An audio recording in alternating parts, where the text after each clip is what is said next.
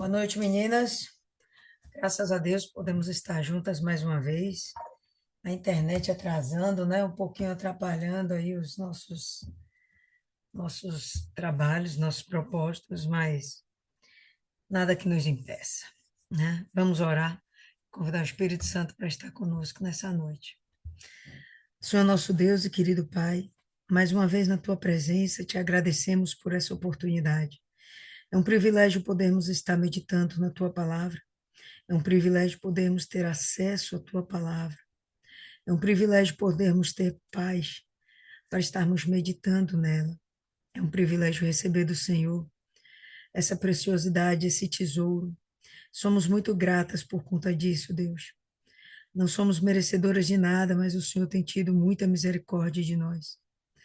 E nós pedimos que o Senhor continue assim, e especialmente abençoando o nosso grupo, abençoando, meu Pai, todas as pessoas que têm desejo da palavra, que estão buscando intimidade com o Senhor, buscando te conhecer em profundidade, buscando se aperfeiçoarem também. Estamos nessa meta, com esse objetivo. Precisamos, sem sombra de dúvidas, da ajuda do Espírito Santo. Então, Pai, que o Senhor nos envie nesse momento a tua luz, ilumina nossos pensamentos, ilumina nossa alma, tira todas as trevas que possam existir ainda dentro de nós. Nos ajude, meu Pai, nesse processo de santificação. E não sejamos, meu Pai, vítimas, reféns do inferno, desse mundo, do brilho desse mundo, desse sistema maligno, mas que estejamos, meu Pai, nos teus braços, trabalhando e te servindo nos teus átrios, permanecendo no seu altar, e que todo dia, Deus, haja mais do Senhor dentro de nós, que cada dia que passe, o nosso coração esteja batendo de acordo com o teu coração, que tenhamos o coração segundo o teu coração. Então, nos ensina a respeito de toda a tua vontade e nos ajuda, meu Pai, na nossa santidade. Assim te entregamos essa noite, essa meditação, na certeza de que o Senhor já está conosco e o Senhor já está abençoando tudo. Repreendemos desde já todo espírito contrário à tua vontade, toda atrapalhação, toda distração. Nada possa nos tirar o foco, que é a nossa salvação. Em nome do Pai, do Filho e do Espírito Santo. Amém. E graças a Deus. Amém, povo lindo. Então, estamos aí mais uma vez reunidas. Alguns contratempos aí com a internet, chuva, né? Mas é isso aí mesmo. Vamos lá, estamos em Jó, no capítulo 25, capítulo pequenininho. E se a gente fluir legal, a gente já faz hoje também o capítulo 26, que é um capítulo pequeno também, tá bom? Então, vamos lá. Depois da fala de Jó, a gente vai ter aqui o seguinte: então respondeu Bildade, lembrando que Bildade é um dos amigos de Jó, né? Que está lá junto com os demais para tentar ajudar Jó na recuperação da sua vida, né? Na recuperação de tudo aquilo que ele perdeu, na recuperação da sua comunhão com Deus.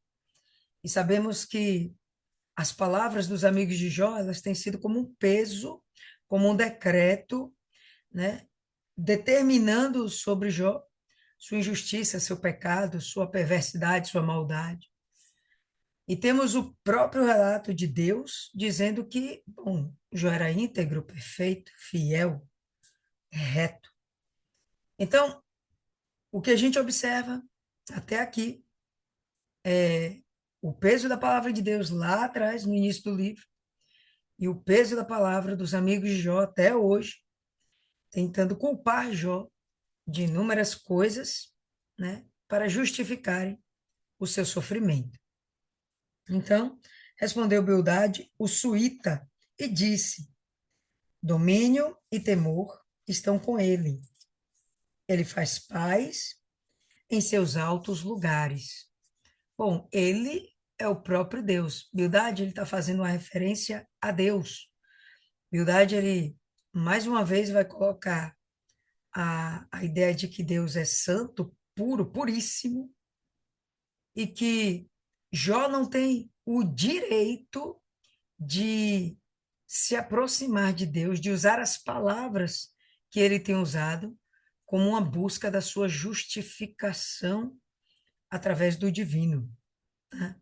Então, os amigos de Jó são contrários a isso, né? Os amigos de Jó são contrários a ele buscar diretamente em Deus uma resposta para a sua desgraça, né? Os amigos de Jó, eles insistem que Jó tem que se arrepender de seu pecado. E só então ele será aceito por Deus e sua vida será restaurada, né? Então, domínio e temor estão com ele, com Deus. Ele faz paz em seus altos lugares. Quais são esses altos lugares?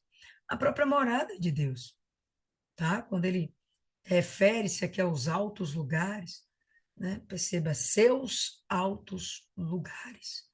É o lugar onde Deus mora, o lugar onde Deus habita. Lá, naquele lugar, Deus faz com que haja a sua paz, verdade? Quando houve rebeldia, quando os anjos lá se desentenderam e quiseram se rebelar contra Deus, Deus arrancou todo mundo fora e continua havendo paz nos céus.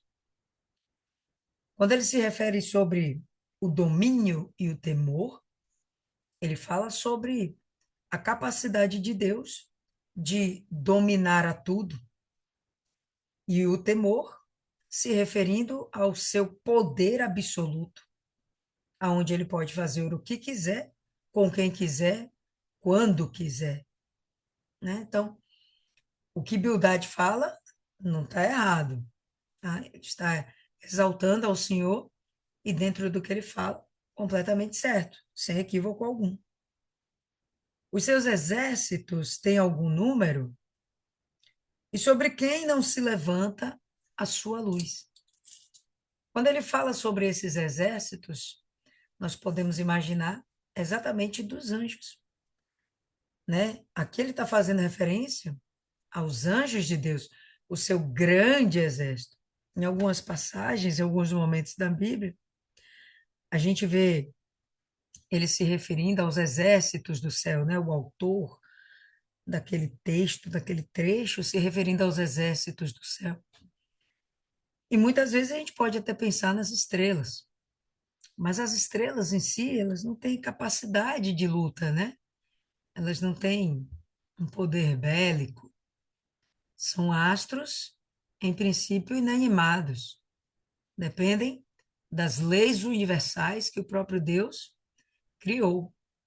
Então, quando ele se refere a exércitos, se refere a alguém que tem um poder de combate, né? Um poder de guerrear. Obviamente, ele está se referindo aos anjos de Deus. Tem número os anjos de Deus, o número de anjos? Não, não tem número. Tem uma passagem em Salmos, não vou lembrar agora, pessoal, onde é, mas que fala das miríades, ou milhares de milhares. Quando você multiplica 1 milhar por 1 milhar, isso já está num número estratosférico.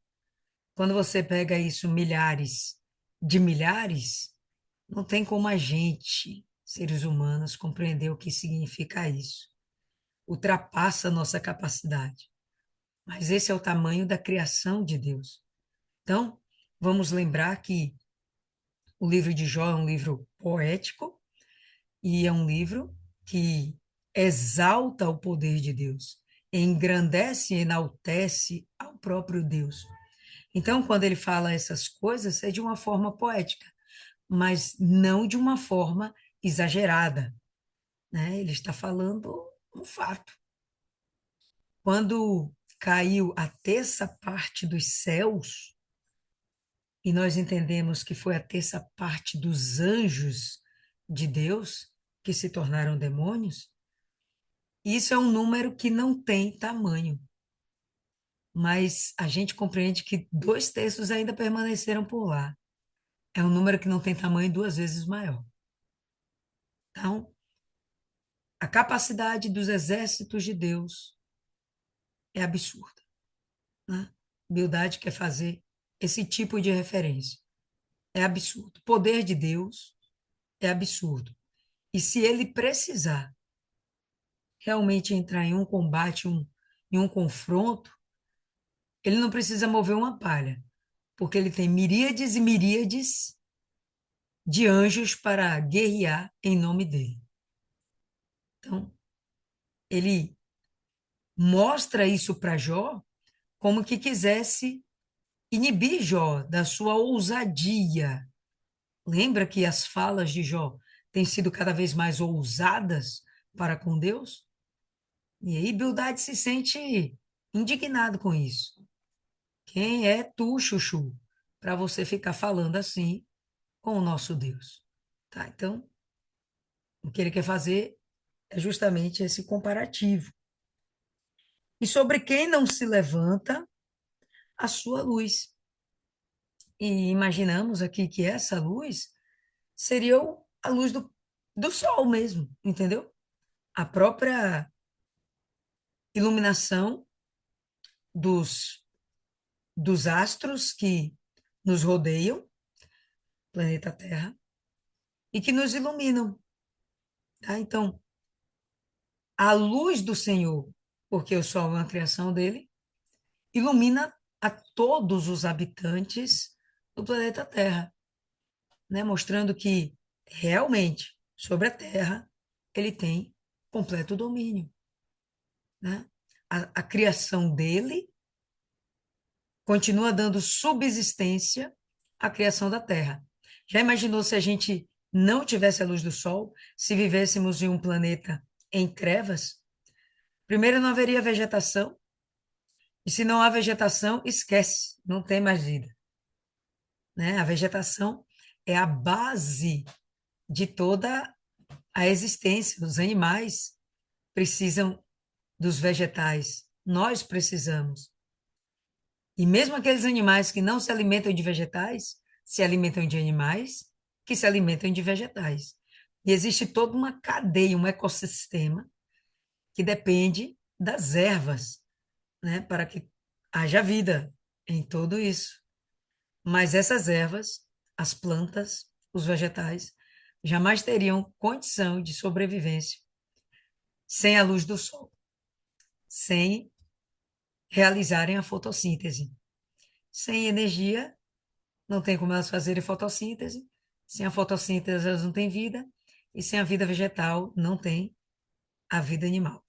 Até no fundo do mar, nós temos lá uma vegetação que também é base de sustento para toda a cadeia marítima. Tá? Então, sobre quem não se levanta a sua luz? A luz do Senhor, a luz do sol, irradia sobre todo o planeta. O domínio dele está sobre todas as coisas. Como então pode o homem ser justificado com Deus? Lembra que Jó, ele quer ter uma conversa com Deus boca a boca, ele quer se colocar na altura de Deus, ele quer realmente estar diante de Deus. E Bildade está falando, você é maluco? Como pode um homem se colocar nessa posição? Mas a gente tem relembrado que a fé de Jó, ela tem aumentado, amadurecido e se tornado ousada. E Deus, ele se agrada desse tipo de fé, né? Então, hoje mesmo nós estamos vivendo a, a nossa vida espiritual em uma denominação cujo seu diferencial é uma fé arrojada, né? Uma fé ousada, agressiva, violenta, né? Então, Jó está desenvolvendo esse tipo de fé. É interessante que os amigos estão lá não para incentivá-lo, mas para puxá-los para baixo, para puxá-lo para baixo. Isso não é incomum. Nós vemos isso também no nosso meio, né? Às vezes a gente fala de colocar Deus na parede, é uma força de expressão, onde a gente entende que vamos obrigar a Deus, por meio da nossa fé, ele entrar em ação. Não que sejamos merecedores de nada, mas que ele é fiel. Como ele disse que sem fé é impossível agradar a Deus, estamos manifestando uma fé tão ousada, é impossível ele não se agradar de nós e não nos atender. Até porque é o prazer dele nos atender. Tá? Então, Bildade ele vai querer questionar Jó e ele vai querer colocar Jó no lugar, no patamar do cocô do cavalo do bandido. Você não tem, não deveria ter esse nível de ousadia, Jó. Você, quem é você para acreditar que pode se chegar diante de Deus? Tá? Então, como pode um homem ser justificado com Deus? Ou como pode ser limpo aquele que é nascido de mulher? Mais uma vez, essas falas, inclusive, já são falas meio que repetidas. Bildad já falou essas coisas anteriormente. E sim, não tem como um homem nascido de mulher se colocar na mesma altura que Deus, a não ser que ele tenha dentro de si a presença do próprio Deus, o Espírito Santo. Então, quando nós temos o selo do Espírito Santo, quando nós somos morada do Espírito Santo, quando nos tornamos filhas de Deus, filhos de Deus, nós temos essa ousadia de estar diante da presença de Deus. Ou qual o pai que privará o filho de estar diante da sua presença, né? Todos nós aqui tivemos pais e mães, né? E qual desses, né, pais e mães que porventura manteve os filhos afastados? Não, não encoste em mim porque eu sou muito superior a você, pelo contrário. Vai lá, abraça, dá carinho, protege, alimenta, não é assim? Então, quando nós somos filhos de Deus, nós temos total autoridade para estarmos também perante ele. E Jó, de alguma forma, compreendeu ou estava começando a compreender isso. Se realmente havia nele essa perfeição que ele acreditava existir, por que não ele estar diante de Deus para realmente perguntar a Deus o que que acontece, onde foi que eu errei, fala comigo que eu vou me consertar, né? Então, como pode ser limpo aquele que é nascido de mulher? Só através do Espírito Santo. Não tem como sermos limpas, não tem como o ser humano ser limpo, purificado, se não for através da ação do próprio Deus. Contempla a lua e ela não brilha. Sim, as estrelas não são puras à tua vista. Bom, à vista de quem? À vista de Jó? Quem contempla a lua e a lua não brilha? O que são as estrelas, né, diante desse alguém? Então, não estamos falando de um homem. Porque se a gente olhar para o céu e olhar para a lua, a gente vai se sentir até meio que impotente, porque a lua é absurdamente maior do que nós. A lua tem leis, obedece a leis às quais nós nem somos submetidos. Leis cósmicas, às quais não somos submetidos. Então, quando ele faz essa comparação, ele não está fazendo essa comparação relacionando o homem à lua ou às estrelas. Não, ele está falando do próprio Deus. O que é a lua diante de Deus? Nada, né? Nada. Completamente ínfimo. E o que são as estrelas? Nada, né? Nada. São mais ínfimas ainda. Então, o que o que Bildade insiste em dizer é, olha só a grandiosidade desse Deus que tudo criou, né? Aliás, a criação dele diante dele é nada, diante do tamanho desse Deus. Contempla a lua e ela não brilha. Quem contempla Deus? E ela não brilha porque é ínfimo. Sim, as estrelas não são puras à sua vista. É interessante que, se eu não me engano, foi Jó que falou isso. Deixa eu só ver aqui para confirmar, para a gente abrir junto, se for o caso.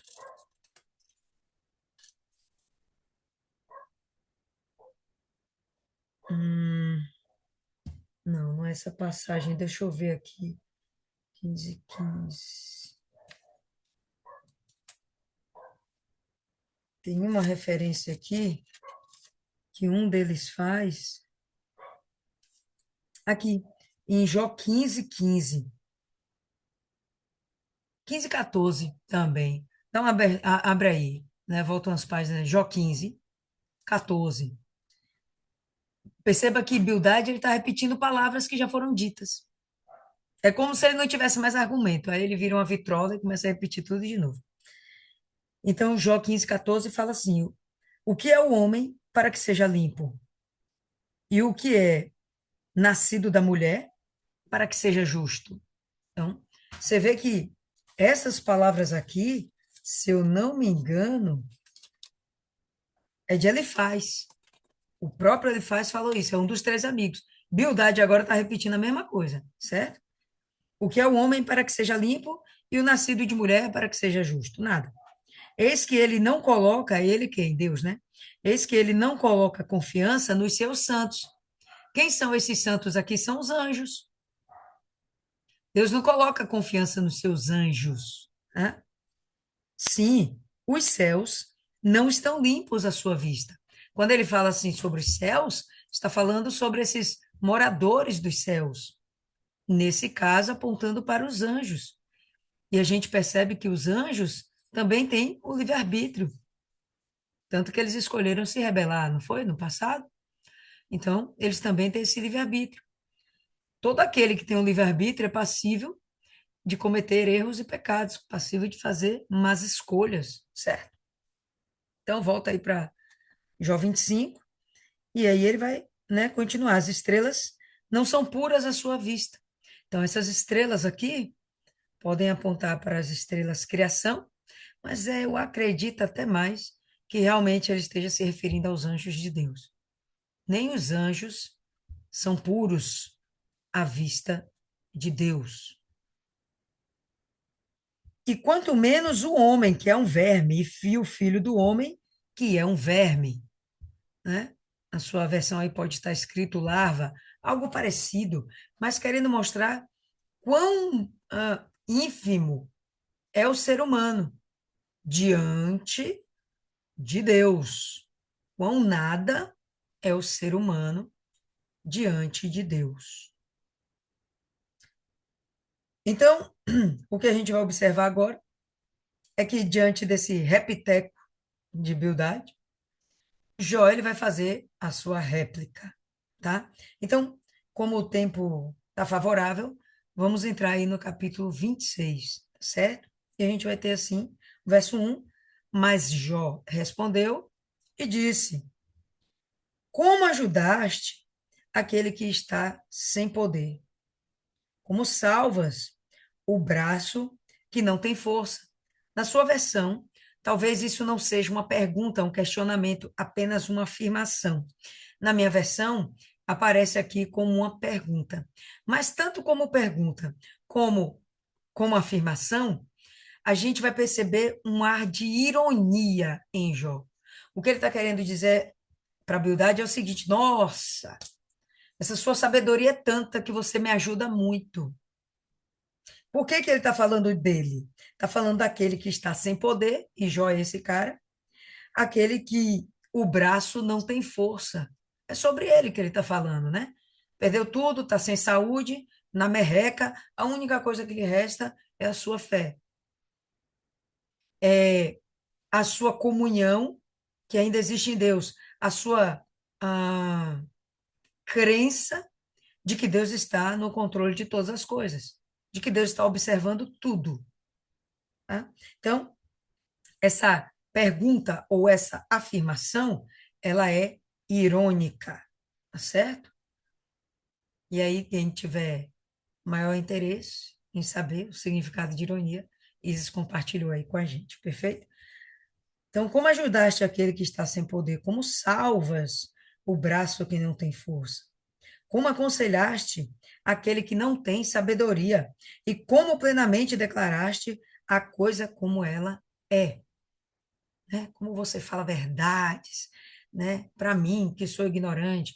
Bom, é só ironia até porque Jó já disse que ele não é ignorante e que se ele fosse comparar com seus amigos, no mínimo, ele está em pé de igualdade em termos de sabedoria, porque Jó é um homem experiente e vivido e que andou com Deus, servia a Deus. Esse homem, ele tem um histórico, uma trajetória, um testemunho de vida, um rastro bom. Ele deixou para trás um bom perfume. Ele não é qualquer pessoa e ele não se coloca, ele não se permite se rebaixar. Ele tem consciência de quem ele é e ele não se permite ser diminuído. Então, essa fala irônica aqui dele é justamente confrontando Bildade. E nós já sabemos que essa altura aqui do campeonato, esses amigos estão quase como inimigos, né? Estão lá meio que não estão tão bem como poderíamos imaginar. Pelo contrário, né? Há muito tempo eles já estão aqui entrando em rixa. A quem proferiste palavras, né? Aí ele fala, você está conversando, está falando isso aí para quem? É para mim? Você está falando isso aí para quem? E de quem é o espírito que veio de ti? Por quê? Porque ele percebe que o que Bildade falou foi um repiteco das palavras de outras pessoas. Foi um repiteco do que ele faz falou, foi um repiteco do que o próprio Jó falou, foi um repiteco do que Zofá falou. Então, você não me acrescentou em nada, Bildade. Na moral, se você tivesse calado, você me ajudava mais. Nesse nível. É o que ele quer transmitir. Coisas mortas são formadas debaixo das águas e dos seus habitantes. Vou pegar aqui essa versão da Almeida, que está ligeiramente diferente. Então, na Almeida está assim, né? Os mortos tremem debaixo das águas com os seus moradores. Bom, o que passa aqui para a gente a ideia? De que existem mortos no mundo subaquático. E vamos combinar que quando a água tremula, o que a gente vê lá embaixo tremula junto, né? A imagem que nós temos é uma imagem trêmula, ele está destacando essa imagem, né? Então, ele fala: os mortos tremem debaixo das águas com os seus moradores. O mundo dos mortos está desnudo diante de Deus, e não há cobertura para o abismo. Na sua versão pode estar escrito Seol, pode estar escrito Abaddon, não sei, mas todas essas palavras, elas vão significar sepultura. Elas vão significar que há um lugar físico onde os mortos estão. Então, a gente vai ter sepultura no sentido de um lugar físico onde estão pessoas mortas, mortos, debaixo das águas, os afogados, né? Enfim. E tem as pessoas que estão sobre a terra que também estão em sepulturas. E aí o que ele vai dizer que mortos não têm vida, não fazem a diferença. Vamos continuar acompanhando o raciocínio de Jó. Porém, os mortos não estão ocultos diante de Deus. Nada passa desapercebido diante de Deus, né? O mundo dos mortos está desnudo, nu, diante de Deus. Não há cobertura para o abismo. E ele estende o norte sobre o vazio e faz a terra pairar sobre o nada. É uma ponderação bem interessante aqui. Quando ele se refere, pessoal, ao norte, ele está se referindo à própria morada de Deus, tá? No Antigo Testamento, às vezes a citação norte apontava para a morada de Deus, os altos céus, o lugar onde Deus habita. Não é o nosso norte geográfico, tá? Não é o norte geográfico. Então, quando ele fala sobre o norte estar sobre o vazio, nada sustenta ele, ele está querendo dizer que Deus foi capaz de criar a sua morada sem fundamentos físicos, sem fundamentos visíveis. Assim como ele fala também a respeito da própria terra, que faz pairar sobre o nada. Sabe o que significa pairar? É aquele movimento que o beija-flor faz. Lembra quando o beija-flor ele sai voando e aí ele encontra uma flor, ele vai lá se alimentar do nectarzinho e ele paira. Parece que ele está parado, mas as asas dele estão batendo a mais de 1.000 por minuto, 1.000 vezes por minuto. É um número absurdo. E é tão rápido que a gente não consegue ter a percepção de que as asas dele estão batendo. O que a gente consegue perceber é que ele está parado no ar, sem nenhuma sustentação. Bom, estou falando do beija-flor, não estou falando do planeta Terra. O planeta Terra é uma coisa muito mais maravilhosa. O planeta Terra não tem asas para ficar batendo. Ele está regido por leis cósmicas que não são necessariamente as nossas leis da natureza, tá? Força da gravidade, empuxo, ação e reação. Bom, as leis cósmicas são muito maiores, né? E eu imagino que essas, toda essa criação de Deus, o universo, essa grandiosidade que é, ela está em equilíbrio por leis de atração, tá? Então, forças de vetores que nós temos aqui, né? Os vetores, se você lembra aí dos seus estudos lá de física, né? Os vetores, somatório de vetores, e o somatório de vetores vai anular forças ou permitir que determinada força vá em determinado sentido. Enfim, toda essa combinação de corpos celestes ao redor do nada, elas, na verdade, têm um poder de atração, onde tudo entra em equilíbrio, porque tudo está lá. Talvez se faltasse um planeta Terra no sistema solar, o sistema solar entrasse em colapso, né? Mas, enfim, é uma criação divina, é algo absurdamente maravilhoso.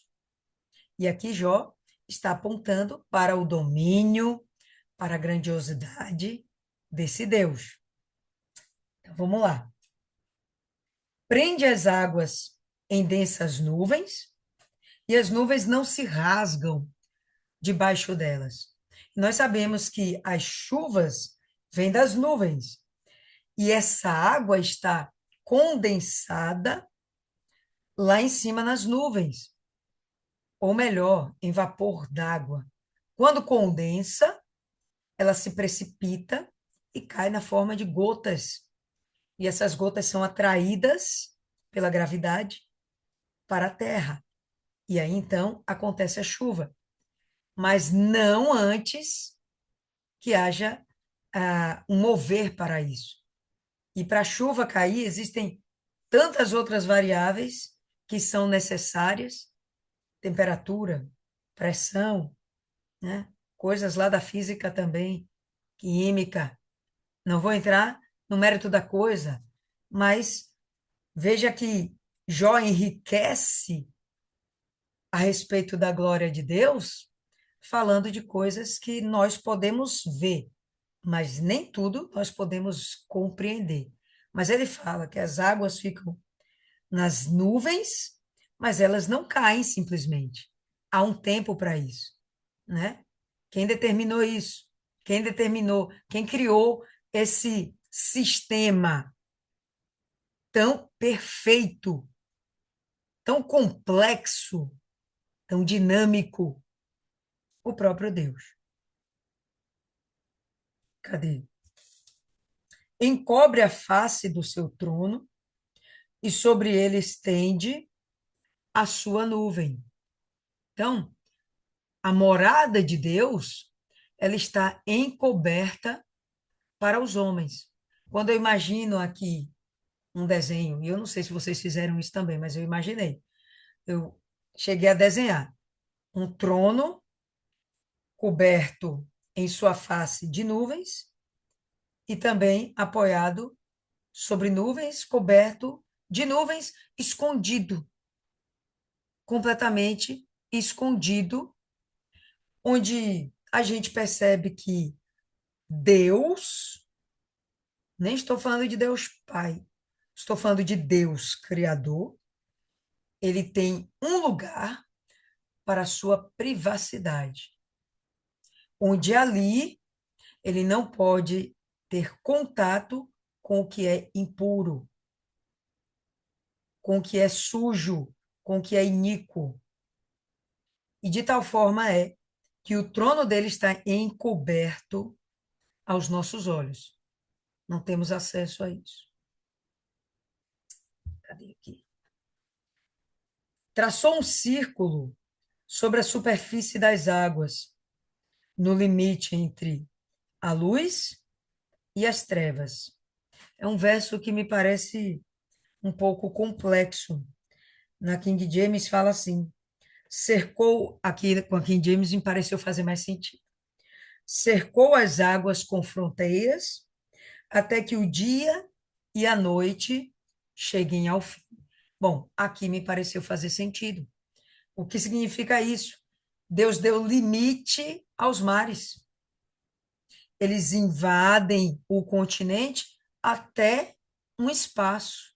Depois, ele retrocede. E ao longo do dia, ao amanhecer, durante o meio-dia, ao entardecer e anoitecer, a gente percebe que essa maré, ela vai e volta.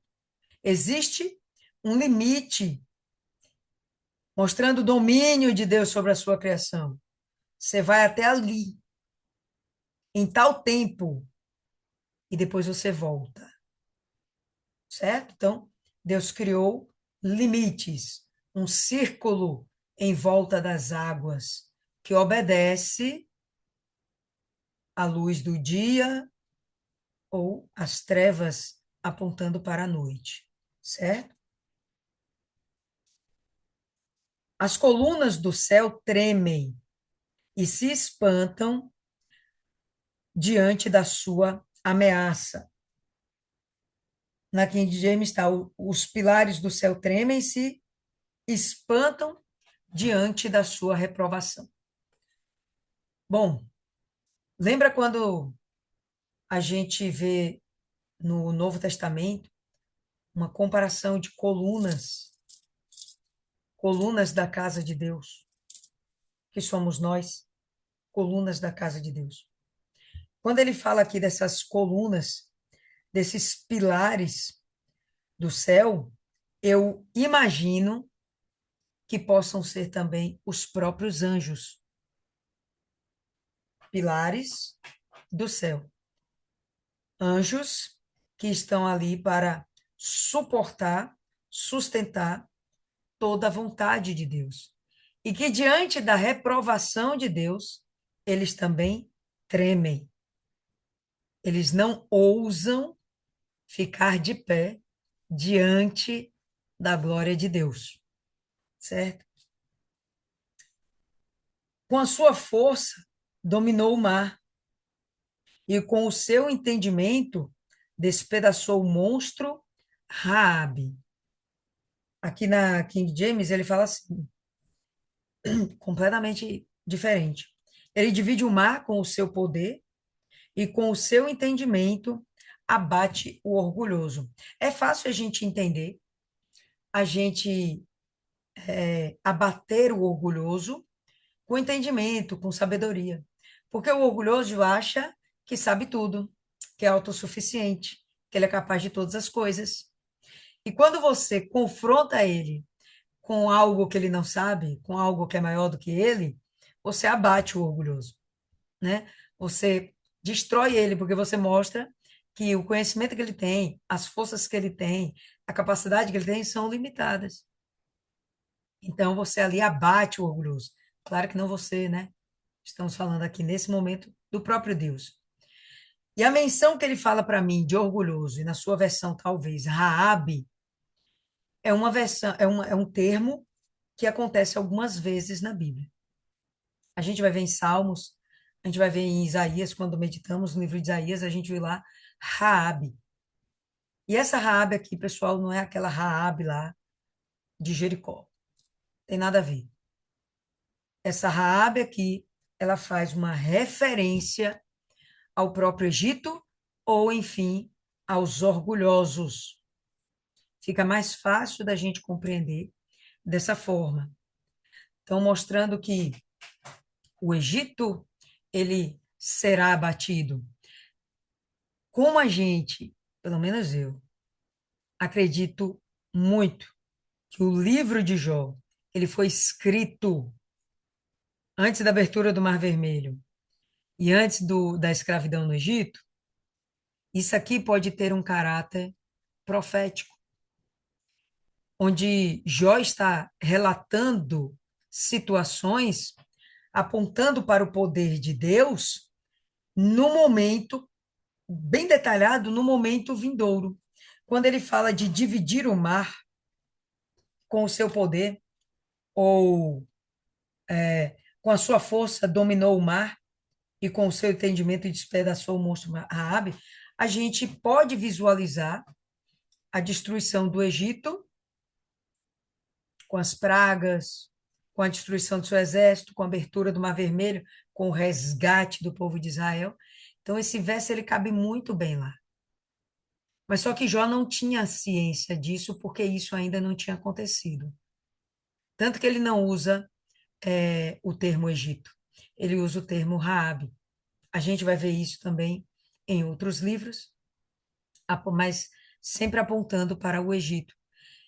Por isso a King James ela acaba pegando esse termo e traduzindo como orgulhosos, porque no final das contas é justamente isso que Jó está querendo dizer.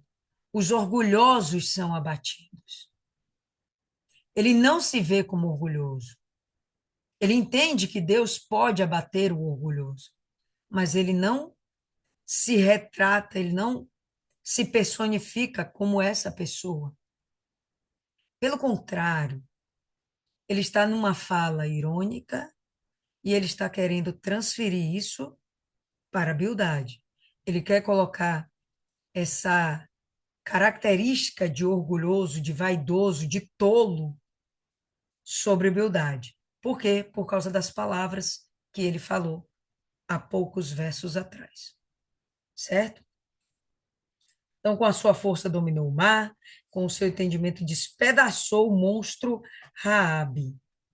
E pelo seu sopro, em outras versões está pelo seu espírito, o que está valendo, né?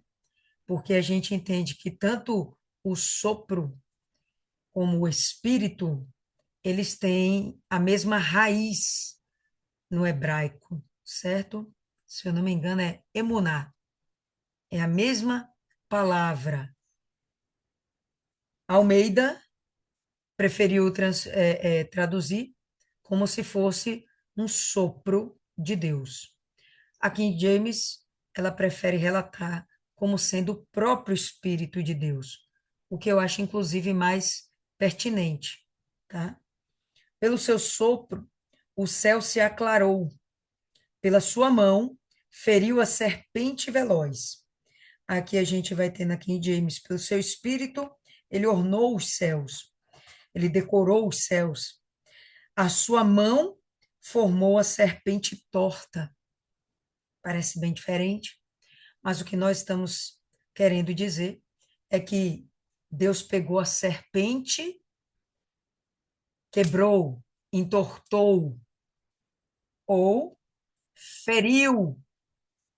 E essa serpente foi afligida pelo próprio Deus. Que serpente é essa? Comumente nos vem logo à mente o próprio Satanás. E não vejo erro nenhum em a gente pensar dessa mesma forma.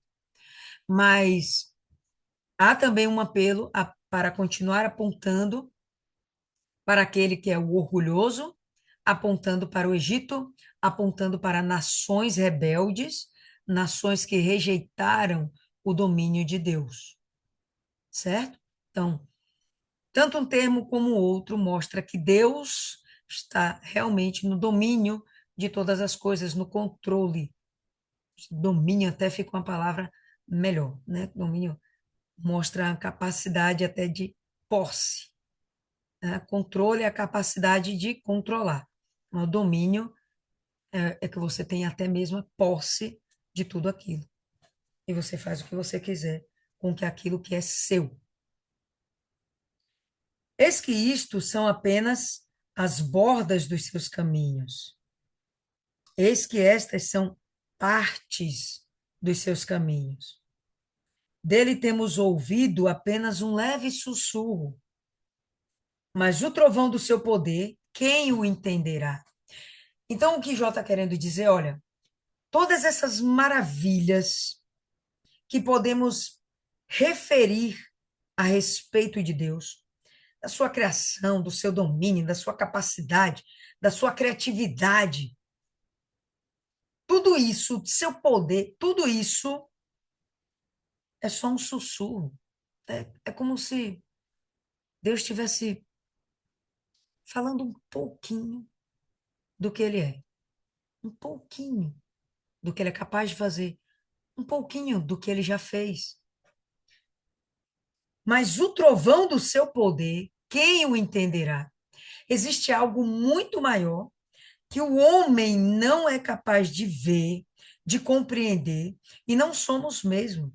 Não somos capazes de compreender a grandiosidade do tempo, da eternidade, que aponta para a ausência de um tempo. A gente não é capaz de compreender isso. A gente não é capaz.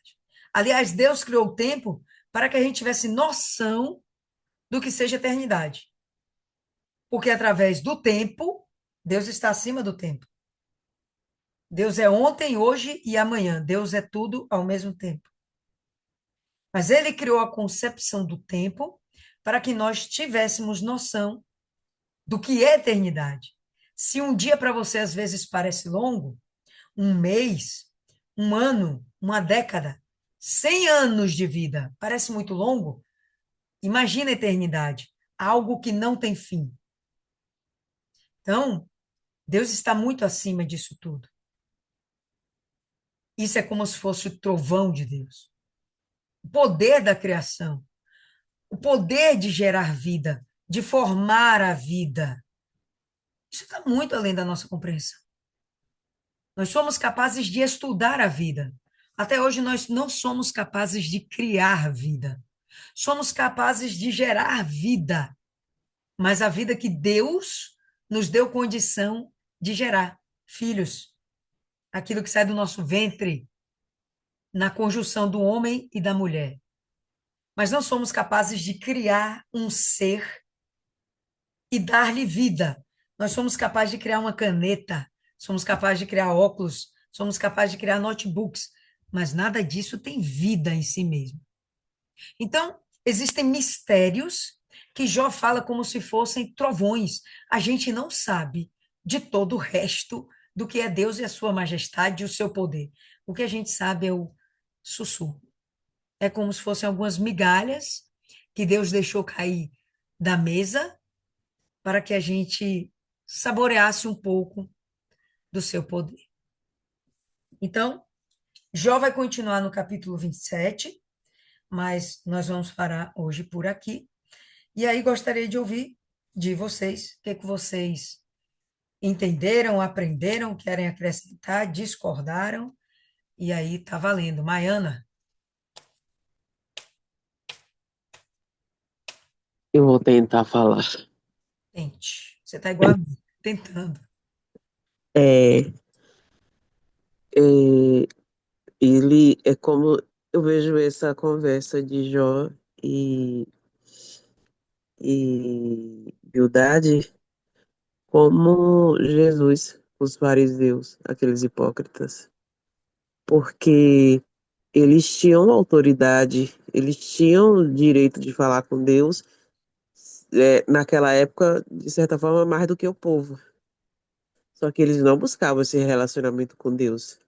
Eles não falavam com Deus, e quando buscava Deus era por riqueza. Eles se aproveitavam da posição que eles tinham para pisar no humilde. Mas buscar intimidade com Deus eles não buscavam.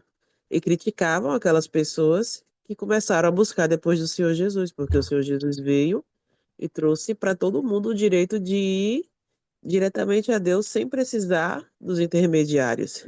E eles, pelas religiosidade deles, porque tudo era pecado, para os outros, né? Porque eles podiam fazer tudo.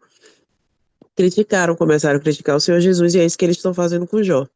E eu achei que era só eu com minha mente um pouquinho desviada que estava vendo Jó responder com ironia.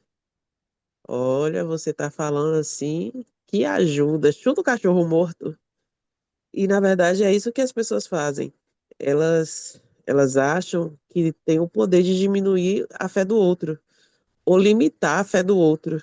A forma como a pessoa fala com Deus é entre a pessoa e Deus. Pode ser agressivo, pode ser, aos meus olhos, pode ser agressivo, mas aquela pessoa tem o costume de falar com Deus.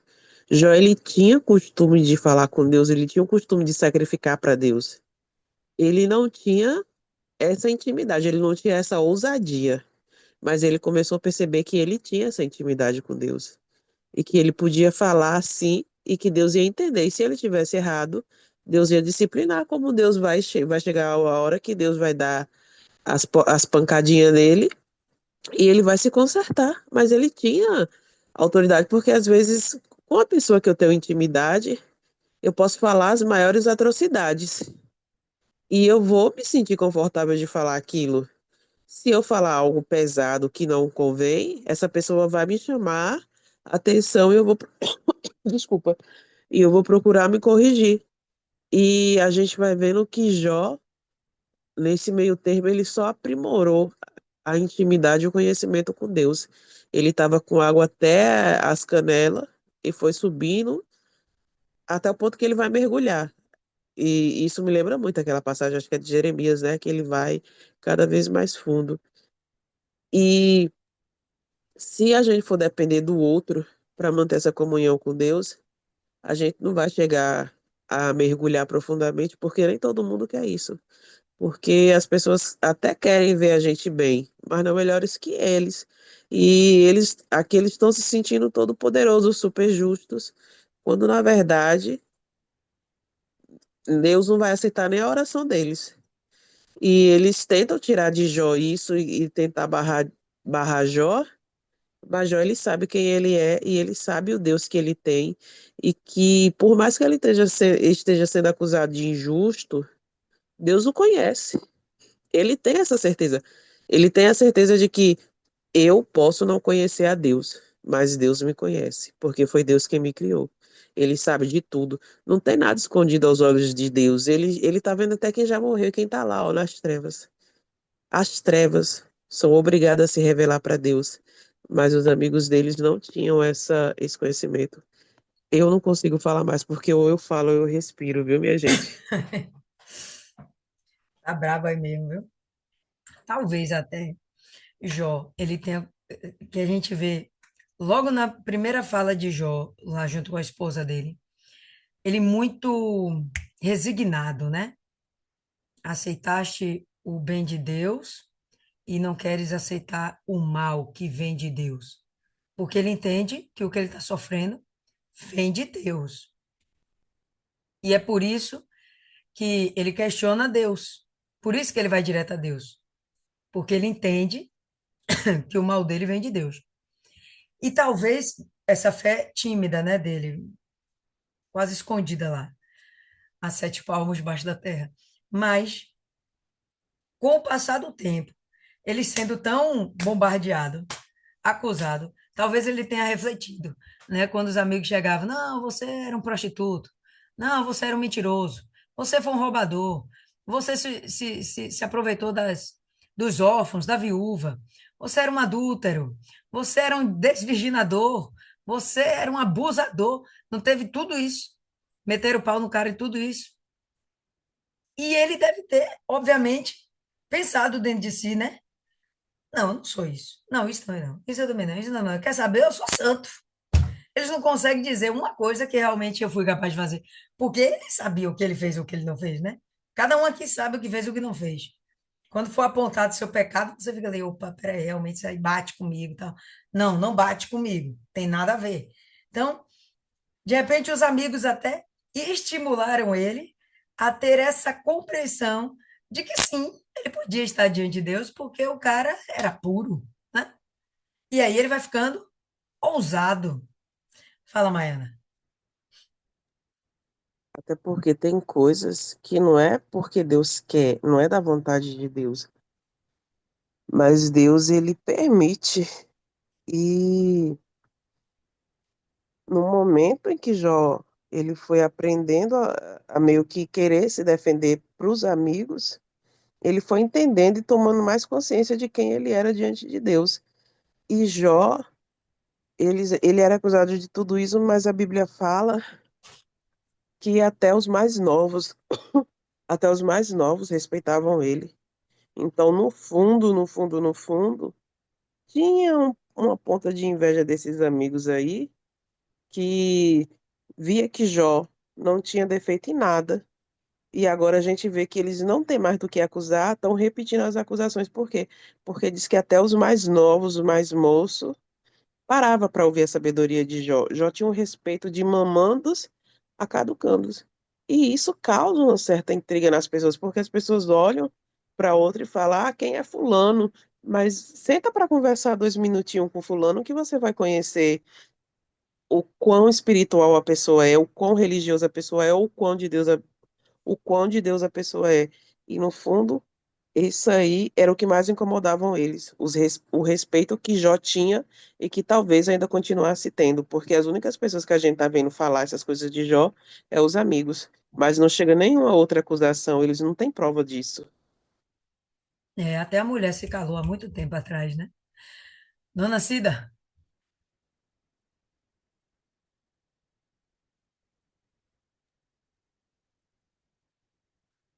Eu tô com soluço, mas tem que orar aqui pela saúde desse povo, velho. A gente tá lascado.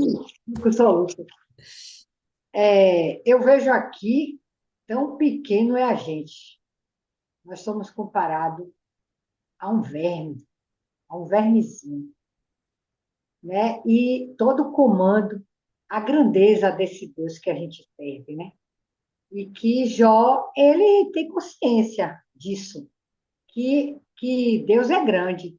Agora, ele não conhece. Talvez naquele tempo, não ter esse conhecimento que a gente hoje tem. Porque, se a senhora vê, tem igrejas que as pessoas não têm o conhecimento, que não tô engrandecendo a denominação da Universal, mas não tem, porque eu converso com as pessoas e não tem o conhecimento da grandeza, do poder, e do poder que a gente tem de clamar a Deus, porque ele tem poder sobre todas as estrelas, como ele fala, sobre tudo, tudo tem que. Deus é grande, né? E Jó aqui, ele sabe, né, que Deus é grande, mas ele não tem a atitude que hoje nós temos, a visão que nós temos hoje. Por isso que ele passa por essas coisas, né? E os amigos dele, como tem pessoas na igreja que são religiosas, né? E se acham que tem mais poder do que outra, não. O poder e a autoridade foi dado ao Filho de Deus, a qualquer um. Agora a gente tem que saber usar. E tem que estar é, diante de Deus, porque, por exemplo, a gente fala com intimidade, como o Mai falou aí, a gente fala com intimidade quando a gente sabe que a gente pode falar, porque, como é que você fala? Outro dia eu estava orando, aí a menina me perguntou, como é que você fala assim? Eu digo, eu posso falar, porque eu ando em retidão a Deus, certo? Deus é mais falar assim, porque você não tem intimidade. Quando a gente não tem intimidade, então a gente não se acha no direito de falar. Deus gosta, eu disse, Deus gosta que a gente cobre a Ele, que a gente fale com Ele, porque Ele dá autoridade a gente de falar com Ele. Então, a gente tem que saber o Deus que a gente serve. A gente serve um Deus tão grande que a gente é comparado aqui como um verme. E, e a gente tem que aproveitar essa grandeza desse Deus para que a gente cresça, porque a gente foi feito imagem e semelhança de Deus. A gente é um pouquinho menor do que ele, como ele diz, né? Então, aqui eu vejo a grandeza desse Deus que a gente serve, tanto no 25 como no 26. O poder de Deus. É o que eu sou apaixonada. Eu sou, é demais. Eu sou apaixonada por Deus, não tem como. Continuemos assim. Dona Rosa, se a senhora quiser, Dona Rosa, acrescente aí algo. Caso não, a senhora já faz a oração de encerramento, por favor. Bom, só queria só acrescentar algo, né, que eu vi no capítulo, acho que capítulo 8, né, versículo 8, que Deus fala, ou que Jó fala, a respeito de que prende as águas nas nuvens, todavia a nuvem, ela não se rasga debaixo delas, né? Então, assim, o entendimento que eu trouxe o poder de Deus, o quanto ele é grande, né? Ele tem todo o domínio de tudo, e ele impõe os limites. E como a gente vai receber isso? Como é que vai ser distribuído isso? De que forma, né? Então, a gente tem as dificuldades que acontecem, né? As batalhas que vêm para a vida da gente. Essas batalhas é distribuída e Deus sabe exatamente até onde a gente aguenta essa batalha. Então, eu vi isso aqui como uma analogia, né? Em que Jó fala do poder de Deus, o quanto é grande esse poder de ele controla tudo, tudo. Ele sabe porquês, porque ele controla isso, e ele sabe como ele vai usar conosco para que haja uma transformação, para que a gente gradativamente a gente vá conhecendo a ele, se transformando, e ele impõe os limites, você não consegue ultrapassar os limites que é criado por ele. Então, gradativamente a gente vai aprendendo mais, crescendo perante ele, tendo entendimento, mas também os segredos de Deus a gente não conhece e não vai conhecer, né? Que são os mistérios do céu. E aí ele colocando esses limites que ele traçou, e ele traça na vida de cada um, você vê que cada um chega de uma forma diferente na sua caminhada, né? Uns conseguem chegar, passar, crescer mais rápido, outros vêm mais lentos. Por quê? Porque Deus tem um conhecimento de cada um de nós, quem somos nós, onde ele pode mexer, qual é o processo que é para cada um, para chegar até onde ele quer que chegue. Então, era isso que eu queria colocar. Agora eu vou orar. Perfeito. Senhor, meu Deus e meu Pai, estamos aqui, Senhor, em mais uma meditação. Estamos aqui para te agradecer por todo o ensinamento, entendimento que o Senhor nos dá em cada meditação que a gente tem, em cada noite. O quanto é grandioso, o quanto a gente sente a tua presença, o quanto, meu Pai, a gente tem um aprendizado. E isso se agiganta porque faz a nossa formação espiritual. A gente vai modificando os nossos pensamentos, a gente vai se achegando cada vez mais ao Senhor, tendo uma aliança mais forte. Isso é grandioso, porque conhecer cada vez mais a tua vontade e o teu querer nos transforma, nos engrandece também, né? A gente não se sente tão pequenino, a gente sabe que o Senhor está conosco em todos os momentos e que o Senhor vai nos ensinar a passar por todas as dificuldades e problemas, entendendo que todas essas lutas é para o nosso bem, é para agradar ao Senhor, é para que nós possamos crescer e estar de acordo com a tua vontade. Então, hoje, meu Deus, eu só tenho a agradecer. Mesmo que venham as lutas, mesmo que venham as dificuldades, mesmo que venham os problemas, a gente só precisa entender que o Senhor está conosco em todos os momentos e que o Senhor colocará os limites certos nos momentos certos para que a gente não sofra e não se perca, porque o que a gente não pode é se perder do Senhor. Então, eu entrego, Senhor, essa meditação nas tuas mãos, entrego a vida de cada um que está aqui representada, e entrego a família de cada um, Senhor.